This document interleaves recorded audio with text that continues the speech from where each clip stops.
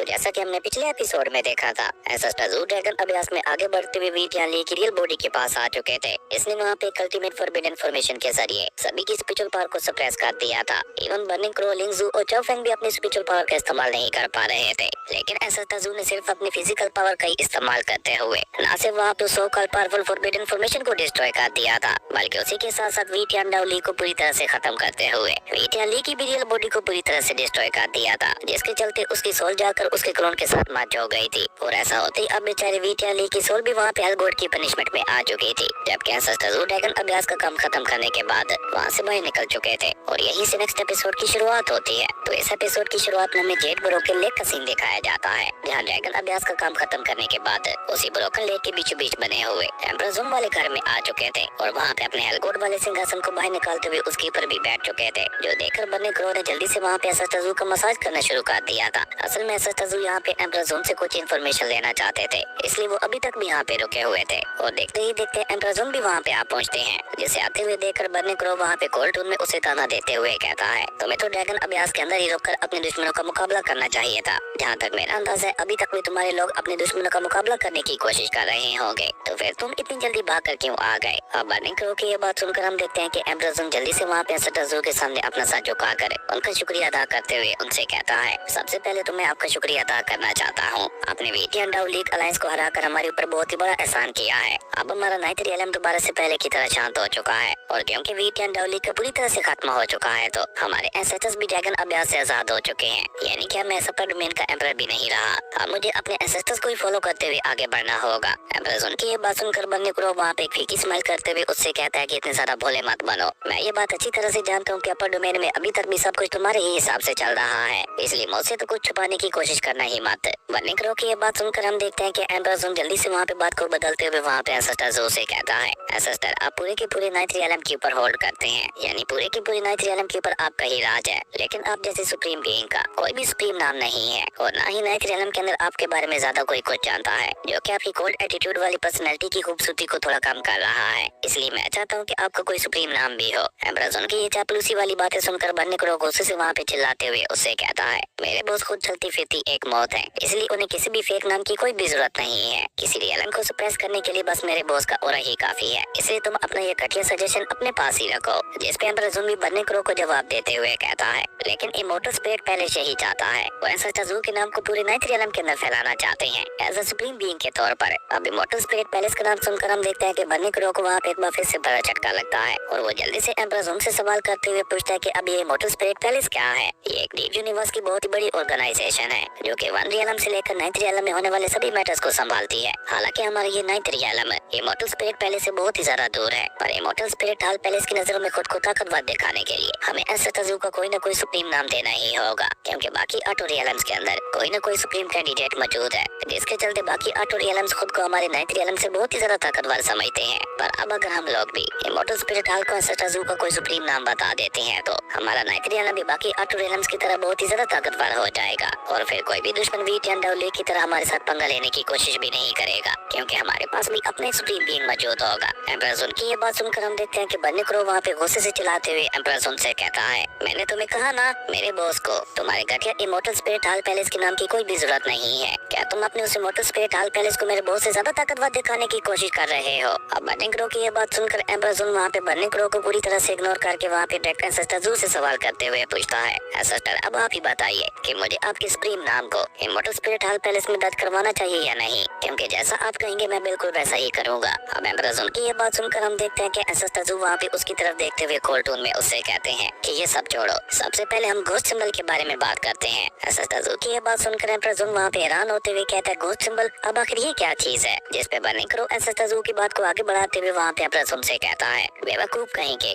मेरे बॉस तुमसे कह रहे हैं कि वो पर्सन जो कि पीलू का पीछा कर रहा था उसके हाथ के ऊपर एक घोस्ट सिंबल बना हुआ था, तो वो घोस्ट सिंबल क्या है, क्योंकि उसी सिंबल की मदद से हम उस पर्सन तक पहुँच सकते हैं जिसने पीलू को मरवाते हुए उसकी सोल को रिफाइन किया था। बर्निंग क्रो की ये बात सुनकर हम देखते हैं कि एम्परर उसे वहाँ पे जवाब देते हुए कहता है कि मैं इमोर्टल स्पिरिट हाल पैलेस का बस एक मामूली सा गेट कीपर हूँ, जिसे यहाँ पे अपर डोमेन की रक्षा करने के लिए भेजा गया था, इसलिए मुझे ज्यादा कुछ नहीं पता कि आप किस बारे में बात कर रहे हैं। जिस पे बर्निंग क्रो दोबारा वहाँ पे चिल्लाते हुए उससे कहता है कि अगर ऐसी बात है तो तुम हमें वो बताओ जो कि तुम जानते हो। जिस पे एम्परर उन्हें वहाँ पे जवाब देते हुए बताता है कि हमारे इस नाइट रियलम के अलावा भी 8 आटो रियलम्स है, जिनके अंदर बहुत ज्यादा पावरफुल फोर्सेस और कल्टीवेटर्स मौजूद है। और एंशिएंट समय में सिर्फ 8 रियलम्स हुआ करते थे, लेकिन उन पावरफुल कल्टीवेटर्स और फोर्सेस ने मिलकर ही इस 9th रियलम का भी निर्माण किया था, जिसके चलते एंशिएंट समय में इसे सबसे पावरफुल रियलम भी माना जाता था। लेकिन समय गुजरने के साथ साथ हमारे इस 9th रियलम की हालत बद से बदतर होती चली गई और अब हमारा ये 9th रियलम बाकी 8 रियलम्स के मुकाबले में बहुत ही ज्यादा कमजोर हो चुका है। लेकिन हाँ, 9th रियलम को क्रिएट करने वाली फोर्सेस में एक नाम सबसे ज्यादा ऊपर है, जो कि है 6 घोस्ट हेड। 9th रियलम को क्रिएट करने में सबसे बड़ा हाथ इन्हीं का था और उस समय इनका क्लैन इतना ज्यादा खतरनाक था कि सभी रियलम्स के अंदर ऐसा कोई भी सीक्रेट एयर मौजूद नहीं था जिन्हें उन लोगों ने ना लूटा हो। 6 घोस्ट हेड क्लैन को लुटेरों का ग्रुप भी कहा जाता था, लेकिन उन्हें आम चीजों में कोई भी इंटरेस्ट नहीं हुआ करता था। वो बस ऐसी चीजों को चुराते थे जो कि यूनिक और सबसे ज्यादा खास होती थी। लेकिन कमाल की बात तो ये थी कि इतनी ज्यादा तबाही मचाने के बावजूद भी ज्यादातर लोगों को उनके बारे में पता ही नहीं था। हालांकि लोग कहते हैं कि एक बहुत बड़ी तबाही के बाद वो क्लैन पूरी तरह से खत्म हो गया था, लेकिन मुझे तो अभी भी शक है कि वो लोग सीक्रेटली अभी तक भी काफी सारे क्लैंस को कंट्रोल कर रहे हैं और सभी रियलम्स के अंदर जो भी गलत काम होते हैं वो 6 हेड घोस्ट क्लैन के कहे अनुसार ही होते हैं। और ये कहकर एम्परर ज़ून वहाँ पे अपना सर झुकाते हुए एंसेस्टर ज़ू से कहता है, एंसेस्टर, मैं आपकी ताकत को अच्छी तरह से देख चुका हूँ और मुझे पता है कि आप बहुत ही ज्यादा ताकतवर हैं, लेकिन 6 हेड घोस्ट क्लैन कितना ज्यादा खतरनाक और ताकतवर है ये आप सोच भी नहीं सकते। तो मैं आपको यही सजेस्ट करूंगा कि आप उनके बारे में जानने की कोशिश नहीं करें तो आपके लिए अच्छा रहेगा, क्योंकि इससे आपकी अपनी जान को भी खतरा हो सकता है। एम्परर ज़ून की सारी बातें सुनकर हम देखते हैं कि बर्नी क्रो वहाँ पे काफी ज्यादा सीरियस हो चुका था। वो जल्दी से वहाँ पे उस घर के अंदर जाकर एंसेस्टर ज़ू से सवाल करते हुए पूछता है, बॉस अब हम आगे क्या करने वाले हैं? जिस पे एंसेस्टर ज़ू अपनी चाय के कप को वापस रखते हुए कोल्टून में वहाँ पे बर्नी क्रो से कहते हैं कि टैलेंट सेट के डिसेबल्स को एक्टिव करने का समय आ चुका है, सभी तक खबर पहुँचा दो कि उन्हें जितना जल्दी हो सके 6 हेड घोस्ट क्लैन के बारे में पता लगाना होगा। और ये कहने के बाद एंसेस्टर ज़ू खुद भी वहाँ पे बर्नी क्रो के साथ बहुत ही तेजी से अपनी अगली मंजिल की तरफ रवाना हो चुके थे। हालांकि एम्परर ज़ून उन्हें वहाँ पे रोकने की कोशिश भी करता है, लेकिन एंसेस्टर ज़ू उसे वहाँ पे पूरी तरह से इग्नोर करते हुए वहाँ से जा चुके थे। उसके बाद सीन चेंज होता है और हमें विंड शैडो डेजर्ट गांव का सीन दिखाया जाता है, जहाँ पर एंसेस्टर ज़ू के 4 डिसेबल्स मौजूद थे, फेंग, लीना, लिनजुई और लिंगजुई। और वहाँ पे जितने भी कार थे उनके ऊपर अटैक करते हुए उन चारों ने वहाँ पे उन्हें तबाह कर दिया था, जिन्हें तबाह करने के बाद फेंग वहाँ से आगे बढ़ते हुए खुद से ही कहता है कि इतनी ज्यादा मेहनत करने के बावजूद भी अभी तक हमें एंशिएंट टैलेंट सेट के बारे में कुछ भी पता नहीं चल पाया। वहीं लीना भी अपने हाथों पे उस गाँव में मौजूद सभी घरों को गिनते हुए कहती है, हमें तो कहा गया था कि हमें विंड शैडो गाँव के अंदर एंशिएंट टैलेंट सेट के बारे में कोई न कोई खबर मिल ही जाएगी, पर अब तक हम लोग कई से भी ज्यादा घरों को डिस्ट्रॉय कर चुके हैं, लेकिन अभी तक भी हमें एंशिएंट टैलेंट सेट के बारे में कुछ भी पता नहीं चल पाया। और ऊपर से इस गाँव में टोटल घर ही 23 थे। और ये कहकर लीना वहाँ पे परेशान होते हुए लिंगजुई से कहते हैं कि अब हम आगे क्या करें? जिस पे लिंगजुई वहाँ पे बहुत ही कॉन्फिडेंस के साथ उसे जवाब देते हुए कहती है कि मुझे लगता है ये अकेला गाँव काफी नहीं था, इसलिए अब आगे हम लोगों को 24वें घर की तलाश करनी होगी। और अगर 24वें घर में भी हमें कुछ नहीं मिला तो हमें पूरा का पूरा नया गाँव ही ढूंढना होगा, पर कुछ भी करके हमें एंशिएंट टैलेंट सेट के बारे में कुछ न कुछ तो पता लगाना ही होगा। पर अभी वो सभी वहाँ पे इसी तरह से आपस में बातें कर ही रहे थे कि तभी अचानक से उन लोगों को वहाँ पे अपने सामने एक छोटी सी लड़की दिखाई देती है, जो कि उस डेजर्ट एरिया में वहाँ पे बैठे हुए रो रही थी। अब वो छोटी लड़की को वहाँ पे इस तरह से रोते हुए देखकर वो चारों जल्दी से भागकर वहाँ पे उस लड़की के पास जाते हुए उससे कहते हैं, लिटिल गर्ल क्या हुआ तुम्हें? आखिर तुम इस तरह से रो क्यों रही हो? अब कमाल की बात तो ये थी कि वो छोटी सी लड़की के हाथ के ऊपर भी वही 6 हेड वाला घोस्ट सिंबल बना हुआ था, जिसके बारे में एंसेस्टर ज़ू पता लगवाना चाहते थे। वहीं उन चारों की ये बात सुनकर हम देखते हैं कि वो छोटी सी लड़की भी अपना सर ऊपर उठाकर वहाँ पे रोते हुए उन चारों को जवाब देकर कहती है कि आज सुबह से मैं कुछ भी सेल नहीं कर पाई, जिसके चलते मैं अभी तक कोई पैसा भी नहीं कमा पाई हूँ, और अगर मेरे पास पैसे नहीं होंगे तो मैं अपनी ग्रैंड माँ का इलाज नहीं कर पाऊंगी। और ये कहकर उस छोटी लड़की ने वहाँ पे एक बार फिर से रोना शुरू कर दिया था, जिसे वहाँ पे इस तरह से रोते हुए देखकर फेंग वहाँ पे उससे सवाल करते हुए पूछता है, लेकिन तुम्हारे हाथों में बेचने के लिए तो कुछ भी मौजूद नहीं है, तो फिर आखिर तुम यहाँ पे क्या बेचने के लिए निकली थी? जिस पे वो लड़की दोबारा वहाँ पे रोते हुए उन लोगों को जवाब देकर बताती है कि मैं कोई चीज नहीं बेचती, बल्कि मैं तो अलग अलग खबरें बेचती हूँ और उसे बेचकर ही अपनी ग्रैंड माँ और अपना पेट पालती हूँ। अब वो छोटी लड़की की ये बात सुनकर हम देखते हैं कि लीना वहाँ पे हैरान होते हुए उससे कहती है, क्या क्या तुम खबरें बेचती हो? लेकिन खबरें बेचने के लिए तुमको ज्यादा छोटी नहीं हो? अच्छा बताओ मुझे, तुम क्या क्या जानती हो? इसमें सभी लोगों का ध्यान बस उस लड़के की मासूमियत के ऊपर था, लेकिन रेंजुई वहाँ पे उस लड़की को देखते हुए स्माइल कर रही थी, जैसे उसे वहाँ पे समझ आ चुका हो कि ये लड़की उन्हें वहाँ पे फंसाने की कोशिश कर रही है। लीना का ये सवाल सुनकर हम देखते हैं कि वो छोटी लड़की उल्टा वहाँ पे उससे सवाल करते हुए पूछती है कि आखिर आप लोग क्या जानना चाहते हैं? आप जो कुछ भी जानना चाहते हैं मैं वो सब कुछ आपको बता सकती हूँ, मेरे पास हर एक चीज का नॉलेज है। अब वो छोटी लड़की की ये बात सुनकर हम देखते हैं कि फेंग वहाँ पे एक्साइटेड होते हुए उससे कहता है कि अगर ऐसी बात है तो फिर तो तुम हमारे एंशिएंट टैलेंट सेट के बारे में काफी कुछ जानती होगी, तो बताओ मुझे तुम एंशिएंट टैलेंट सेट के बारे में क्या जानती हो? एंशिएंट टैलेंट सेट का नाम सुनकर तो हम देखते हैं कि वो छोटी लड़की भी वहाँ पे परेशान हो चुकी थी, जो देखकर लिंगजुई आगे बढ़कर वहाँ पे उसके सर के ऊपर हाथ फेरते हुए उससे कहती है,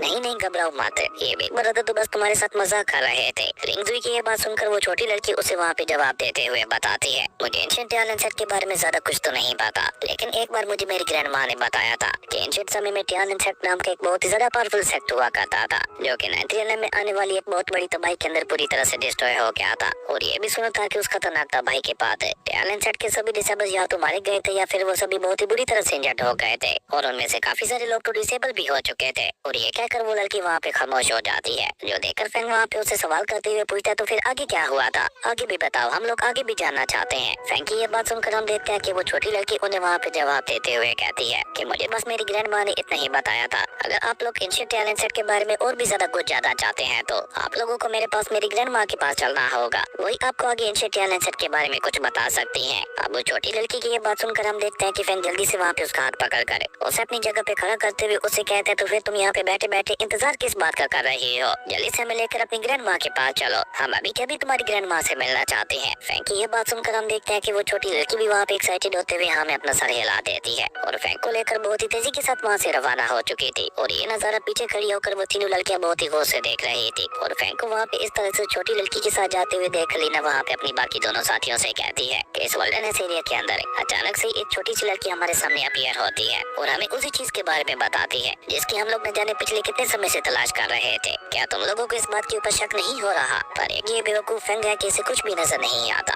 इसने तो यहाँ पे जरा सा भी अपना दिमाग नहीं लगाया और बस पागलों की तरह उस लड़की के साथ चला गया। जबकि लीना की ये बात सुनकर हम देखते हैं कि दुंदरी वहाँ पे आगे बढ़ते हुए अपनी बाकी दोनों साथियों से कहती है, मैं ये बात अच्छी तरह से जानती हूँ कि छोटी लड़की को हमें यहाँ पे फंसाने के लिए भेजा गया था, पर पहली बार हमें एंशिएंट टैलेंट सेट के बारे में कुछ जानने को मिला है, तो इसे हम लोग इतनी आसानी से अपने हाथों से तो नहीं जाने देने वाले, तो क्यों ना हम लोग चलकर उस खतरे से निपट ही लें। क्या कहती हो बहनों? जिस पे लिंगजुई भी हमें अपना सर हिलाते हुए उससे कहते हैं कि तुम बिल्कुल ठीक कह रही हो, और वैसे भी अगर हम टाइगर की गुफा के अंदर नहीं जाएंगे तो हमें टाइगर का बच्चा कैसे मिलेगा? इस पे रीना भी वहाँ पे उन दोनों की हाँ में हाँ मिलाते हुए कहते हैं कि तुम दोनों बिल्कुल ठीक कह रही हो, वैसे भी नो रिस्क नो गेन। और यही सब कहते हुए वो तीनों भी वहाँ पे फैंग के पीछे निकल जाती हैं। जिन्हें वहाँ पे इस तरह से अपने पीछे पीछे आते हुए देखकर और इतनी आसानी से अपनी चाल में फंसते हुए देखकर तो वो छोटी लड़की की फेस के ऊपर भी एक नेवल स्माइल आ चुकी थी। इवन हम देखते हैं कि उसका गॉड सिंबल भी धीरे धीरे वहाँ पे ग्लो करने लगा था। उसके बाद सीन चेंज होता है, हमें यूनिवर्सल ऑक्शन हाउस का सीन दिखाया जाता है, जिसके बाहर काफी सारे लोग बैठे हुए थे और उसके खुलने का इंतजार कर रहे थे, और उन सभी लोगों में हाउसियन और मिस चू भी शामिल थे। तभी अचानक ही हाउसियन वहाँ पे ऑक्शन हाउस को देखते हुए मिस चू से कहता है कि तुम्हें नहीं लगता कि एंशिएंट टैलेंट सेट के बारे में खबर हासिल करने के लिए जगह बिल्कुल भी सही नहीं है? हम लोग यहाँ पे किसी टायर की तलाश में तो आए नहीं है,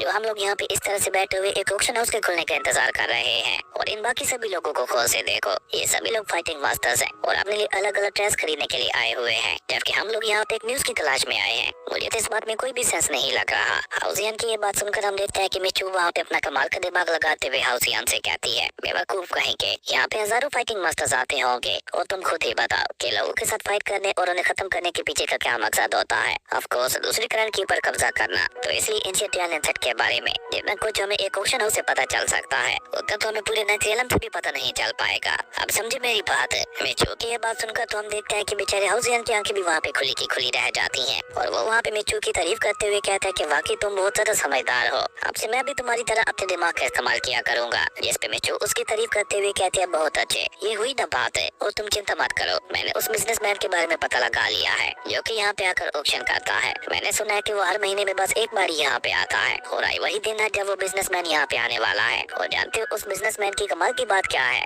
उसे तुम जो चाहे मर्जी खरीद सकते हो, वो चाहे कोई खबर हो या फिर कोई टायर है। मिचू की ये बात सुनकर हम देखते हैं कि हाउसियन की दिमाग की बत्ती एक बार फिर से जलती है, और वो हैरान होकर मिचू से सवाल करते हुए पूछता है, तो इसका मतलब है कि तुम उस बिजनेसमैन से एंशिएंट टैलेंट सेट के बारे में न्यूज खरीदने वाली हो? जिस पे मिचू वहाँ पे स्माइल करते हुए हमें अपना सर हिला देती है, और इससे आगे बेचारे हाउसियन वहाँ पे कुछ भी कह पाता। उससे पहले हम देखते हैं कि अचानक से वहाँ पे बैठे हुए सभी लोगों ने वहाँ पे शोर मचाना शुरू कर दिया था, और आपस में बातें करते हुए कहने लगे थे, लो वो बिजनेसमैन आ गया जिसका हम लोग यहाँ पे बैठे हुए इंतजार कर रहे थे। और ये कहकर वो सभी लोग वहाँ पे चिल्लाते हुए उस बिजनेसमैन को और भी जल्दी जल्दी आने के लिए कहने लगे थे। और तभी अचानक से हम ऊपर आसमान के अंदर एक कैरेज को देखते हैं, जो कि बहुत ही तेजी के साथ उड़ते हुए उन्हीं सभी लोगों की तरफ ही आ रहा था, और सीधा उन लोगों के सामने आकर ही वहाँ पे लैंड हो गया था। और जैसे ही वो कैरेज वहाँ पे लैंड होता है तो सभी लोगों ने वहाँ पे उसकी तरफ भागना शुरू कर दिया था। कोई उससे लाइफ सेविंग एलेक्जर मांग रहा था, तो कोई उसे दुनिया का सबसे ताकतवर वेपन मांग रहा था। इवन एक कल्टीवेटर ने तो वहाँ पे लोगों की आवाज को कॉपी करने वाला टायर ही मांग लिया था, और उसकी कोई भी कीमत चुकाने को वहाँ पे तैयार था। और इसी तरह देखते ही देखते अब उन सभी लोगों ने वहाँ पे एक दूसरे के साथ लड़ना भी शुरू कर दिया था कि पहले हम टायर खरीदेंगे। अब उन सभी लोगों को वहाँ पे इस तरह से आपस में लड़ते हुए देखकर उस कैरेज के अंदर से एक आवाज आती है जो कि उन सभी लोगों को वहाँ पे शांत रहने के लिए कहने लगा था। और साथ ही साथ वहाँ पे उन सभी लोगों से ये भी कहने लगा था कि यहाँ पे जितने भी लोग आए हुए हैं उन्हें वो सब कुछ मिलेगा जो कि वो लोग चाहते हैं। जबकि हम देखते हैं कि हाउजियन और मिचू तो अभी तक भी वहाँ पे पीछे खड़े हुए थे और मिचू वहाँ पे उन सभी लोगों को निपटाने के लिए अपनी स्पिरिचुअल एनर्जी को इकट्ठा करने लगी थी, जहाँ वो अपनी स्पिरिचुअल एनर्जी को इकट्ठा करते हुए कहती है कि अब आएगा मजा। और ये कहकर मिचू ने अचानक से ही वहाँ पे अपनी फ्रीजिंग टेक्निक का इस्तेमाल करके उन सभी लोगों के ऊपर हमला करते हुए उन सभी के सभी लोगों को वहाँ पे फ्रीज कर दिया था। जिन्हें फ्रीज करने के बाद मिचू वहाँ पे हाउजियन के साथ बहुत ही एटीट्यूड के साथ उस कैरी की तरफ जाते हुए उस बिजनेसमैन से कहती है क्या यहाँ पे कोई भी कोई चीज खरीद नहीं पाएगा और सिर्फ यहाँ पे हमारी ही डील होगी। अब अजीब बात ये थी कि उस कैरी के ऊपर भी वहीं 6 घोस्ट वाला सिंबल बना हुआ था, यानी कि यहाँ पे एक तरह से टैलेंट सेट के डिसेबल्स को टारगेट किया जा रहा था। वहीं मिचू की ये बात सुनकर हम देखते हैं कि अचानक से उस कैरी के अंदर से आवाज आती है जो कि वहाँ पे मिचू से कहता है कि मैं बस एक मामूली सा बिजनेसमैन हूँ, अगर यहाँ पे मेरी किस्मत में एक ही डील होना लिखी है तो मुझे वो भी मंजूर है, तो बताओ मुझे आखिर तुम क्या चाहती हो। जिस पे मिचू वहाँ पे स्माइल करते हुए उससे कहती है कि मैं इन टैलेंट सेट के बारे में जानना चाहती हूँ। मिचू की ये बात सुनकर हम देखते हैं कि वो बिजनेसमैन वहाँ पे मिचू से कहता है कि टैलेंट एक नोबल सेट था, इसलिए उसके बारे में जानने के लिए तुम्हें 2 करोड़ स्टार कॉइंस की कीमत चुकानी होगी। जबकि 2 करोड़ स्टार कॉइंस का सुनकर तो हम देखते हैं कि बेचारे हाउसियन को भी एक बहुत बड़ा झटका लगता है और वो वहाँ पे हैरान होते हुए कहता है क्या इतनी ज्यादा महंगी खबर, तुम तो कुछ ज्यादा ही पैसे मांग रहे हो। और ये कहकर हाउसियन वहाँ पे मिचू से कहता है अब हम क्या करेंगे, हमारे पास तो इतने ज्यादा पैसे भी नहीं है। हाउसियन की ये बात सुनकर हम देखते हैं कि मिचू वहाँ पे बहुत ही एटीट्यूड के साथ उसे जवाब देते हुए कहती है कि पैसे तो जब चाहे कमाए जा सकते हैं, लेकिन ऐसे खास मौकों को हाथ से नहीं जाने देना चाहिए, इसलिए तुम पैसों की चिंता मत करो, वो तो मैं कभी भी कहीं भी कमा सकती हूँ। अब मिचू की ये बात सुनकर हम देखते हैं कि उन दोनों को दोबारा वहाँ पे वही आवाज सुनाई देती है जो कि वहाँ पे उन दोनों से कहता है कि अगर ऐसी बात है तो तुम दोनों आकर मेरे कैरेज के अंदर बैठ जाओ। और उस आवाज के ऐसा कहते ही हम देखते हैं कि उस कैरेज के ऊपर लगा हुआ पर्दा भी वहाँ पे हट गया था, जिसके बाद वो बिजनेसमैन वहाँ पे अपनी बात आगे बढ़ाते हुए उन दोनों से कहता है एंशिएंट टैलेंट सेट के बारे में ऐसे ही कहीं पे नहीं बताया जा सकता, उसके लिए हमें किसी सेफ जगह को ढूंढना होगा। अब उसकी ये बात सुनकर हम देखते हैं कि मिचू और हाउसियन दोनों ही वहाँ पे एक दूसरे की तरफ देखते हुए कुछ इशारा करते हैं, जिसके बाद वो दोनों ही चुपचाप वहाँ पे उस कैरेज के अंदर बैठने के लिए आगे बढ़ जाते हैं। जहाँ जैसे ही वो दोनों उस कैरेज के अंदर बैठते हैं तो वो बिजनेसमैन उन दोनों को लेकर बहुत ही तेजी के साथ वहाँ से रवाना हो चुका था। खैर उसके बाद एक बार फिर से सीन चेंज होता है, हमें लेडी मर्तजवान के ऑक्शन हॉल का सीन दिखाया जाता है, जहाँ पे बेचारी लेडी मर्तजवान अपने हेवनली पल का इस्तेमाल करते हुए एंशिएंट टैलेंट सेट के बारे में कोई खबर तलाश करने की कोशिश कर रही थी। हालांकि पूरी डोंगचंग सिटी के अंदर लेडी मर्तजवान सिर्फ एक ऐसी लोती इंसान थी जिसके पास पूरे डीप यूनिवर्स की खबरें थी, लेकिन उसके बावजूद भी हम देखते हैं कि उसे भी वहाँ पे एंशिएंट टैलेंट सेट के बारे में ज्यादा कुछ पता नहीं चल पा रहा था। वहीं अपनी बहन को इस तरह से किसी खबर की तलाश करते हुए देखकर उसका छोटा भाई वहाँ पे लेडी मर्तजवान से कहता है बिग सिस्टर कुछ तो बहुत ही बड़ी गड़बड़ चल रही है, क्योंकि मैं देख पा रहा हूँ कि पिछले कुछ समय से टैलेंट सेट के सभी डिसेबल्स हर तरफ से एक्टिव हो चुके हैं और जगह जगह पे घूमते हुए किसी चीज की तलाश कर रहे हैं। अपने छोटे भाई की ये बात सुनकर हम देखते हैं कि लेडी मर्तजवान भी वहाँ पे अपने हेवनली पल को वापस रखते हुए उससे कहती है अगर ऐसी बात है तो जरूर ऐसा तजू ने उन्हें कोई बहुत बड़ा ऑर्डर दिया होगा।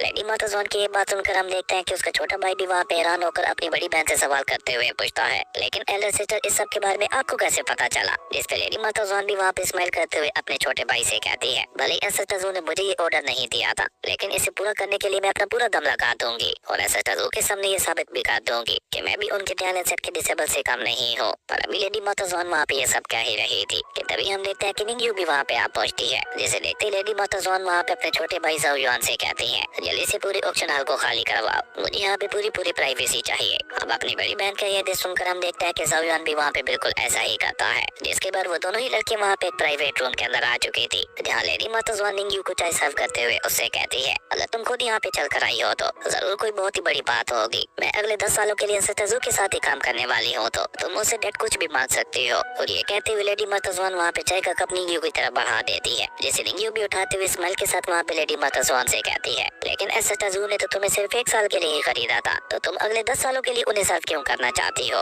निंग्यू की ये बात सुनकर हम देखते हैं कि लेडी मर्तजवान भी वहाँ पे स्माइल करते हुए निंग्यू से कहती है कि ऐसा तजू ने मुझे जितने पैसे दिए थे उसके लिए तुम्हें अगले हजारों सालों तक भी उन्हें सर्व करूँ तो वो भी कम होगा, क्योंकि मैं किसी के भी एहसान का बदला नहीं रखती। हाँ तुम ज्यादा फॉर्मल मत हो और सीधा सीधा बताओ मुझे कि आखिर तुम्हारे यहाँ पे आने का मकसद क्या था, क्या चाहती हो तुम। जिसमें निंग्यू भी वहाँ पे स्माइल के साथ उसे जवाब देते हुए कहती है कि मैं तुम्हारे पास इसलिए आई हूँ कि ताकि मैं यहाँ पे तुम्हारे साथ मिलकर किसी का इंतजार कर सकूँ। अब निंग्यू की ये बात सुनकर हम देखते हैं कि लेडी मर्तजवान को भी एक बहुत बड़ा झटका लगता है और वो उस सब के बारे में वहाँ पे निंग्यू से कुछ भी पूछ पाती उससे पहले उसे वहाँ पे अपने ऑक्शन हॉल के अंदर एक आवाज सुनाई देती है जो कि वहाँ पे आवाज लगाते हुए कह रहा था, जेम्स टॉज हो या फिर वेपन्स, अलेगियस हो या ट्रायर्स, मेरे पास हर एक चीज मौजूद है और वो भी कोई मामूली चीजें नहीं बल्कि हर एक चीज एक दूसरे से बढ़कर एक्स्ट्रा ऑर्डिनरी है। मुझसे खरीदने वाली चीज को पाकर आप हमेशा खुश रहेंगे क्योंकि मेरी चीजें होती इतनी ज्यादा कमाल की है और वो मेडिसिन जो आप मुझसे खरीदेंगे उसका आपको कभी भी पछतावा नहीं होगा। तो फिर देर किस बात की, जल्दी से आइए और अपनी मनचाही चीज को खरीदिए। अब उस पसंद की सारी बातें सुनकर हम देखते हैं कि लेडी मार्टजन भी वहाँ पे थोड़ा हैरान होते हुए कहती है,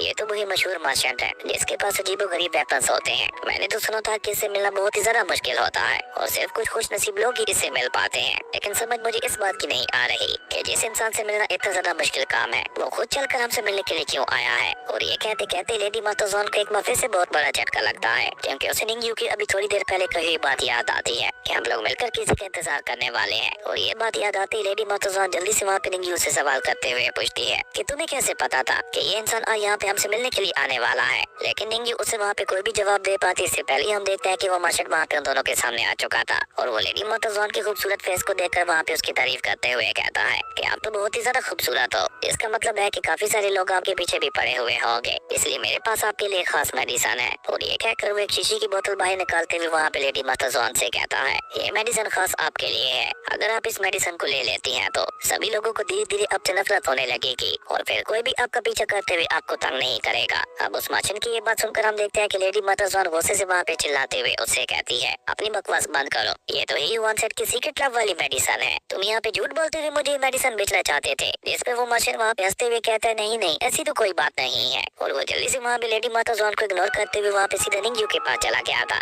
बिग सिस्टर, मेरे पास आपके लिए भी एक बहुत बड़ा एक्स्ट्रा ऑर्डिनरी टायर मौजूद है। और ये कहकर वो मर्चेंट जल्दी से अपने पास एक फेस मास्क को बाहर निकालते हुए निंग्यू से कहता है, ये फेस मास्क डिवाइन लाइट को भी समन कर सकता है और अगर आप इस फेस मास्क को हर रोज पहनेगी तो आप दोबारा से 18 साल की हो जाओगी। अब उस मर्चेंट की ये बात सुनकर हम देखते हैं कि निंग्यू वहाँ पे बहुत ही एटीट्यूड के साथ उससे कहती है, हाँ मुझे इस चीज की जरूरत तो है लेकिन इससे भी ज्यादा जरूरी मैं कुछ जानना चाहती हूँ। और इसे आगे निंग्यू वहाँ पे कुछ कह पाती उससे पहले ही वो मर्चेंट वहाँ पे उससे कहता है, हाँ मैं ये बात अच्छी तरह से जानता हूँ कि तुम लोग यहाँ पे क्या जानना चाहती हो। मैं एक ऐसा बिजनेसमैन हूँ जो कि हर जगह पे ट्रैवल करता है, जिसके चलते मुझे ये भी पता होता है कि कौन क्या चाहता है। और तुम लोगों को बताऊँ कमाल की बात क्या है, मैं सिर्फ ड्रेस ही नहीं बेचता बल्कि कमाल की खबरें भी बेचता हूँ। और मुझे पता है कि तुम दोनों यहाँ पे एंशिएंट एसेट के बारे में कोई खबर जानना चाहती हो। मैंने ठीक कहा ना। और कमाल की बात बताऊँ, मेरे पास एंशिएंट एसेट के बारे में काफी सारी खबरें मौजूद है। और ये कहते हुए उस मर्चेंट ने अपने पास से 6 स्क्रॉल्स को बाहर निकाल लिया था। और सबसे अजीब बात तो ये थी कि उसके हाथ के ऊपर भी वही 6 हेड वाला गोस्ट सिंबल बना हुआ था जो कि बाकी वाले मेंबर्स की तरह ग्लो करने लगा था,